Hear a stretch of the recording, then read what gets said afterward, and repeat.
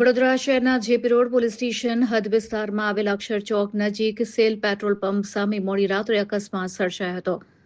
અમદાવાદ પાસિંગની એક four wheeler કારના ચાલકે સ્ટીરિંગ પરથી કાબુ ગુમાવતા કાર ધડાકાભેર ડિવાઈડર પર ચડી ગઈ હતી. આ અકસ્માતમાં ડિવાઈડર પર લગાવવામાં આવેલા ઝાડ તેમજ થાંભલા સાથે કાર અથડાતા થાંભલો પણ વાંકો થઈ ગયો હતો. સદનસીબે આ અકસ્માતમાં કોઈ જાનહાનિ નથી થઈ. અકસ્માત બાદ કાર ચાલક સ્થળ પરથી ફરાર થઈ ગયો હોવાનું સામે આવ્યું છે. સ્થાનિક સૂત્રોના જણાવ્યા મુજબ ડ્રાઈવર નશાની હાલતમાં હોવાની આશંકા વ્યક્ત કરવામાં આવી રહી છે. જોકે સમગ્ર મામલે પોલીસ તપાસ બાદ જ હકીકત સ્પષ્ટ થશે. શહેરમાં મોડી રાત્રે ફૂલ સ્પીડમાં વાહનો હંકારવાના બનાવો સતત સામે આવી રહ્યા છે.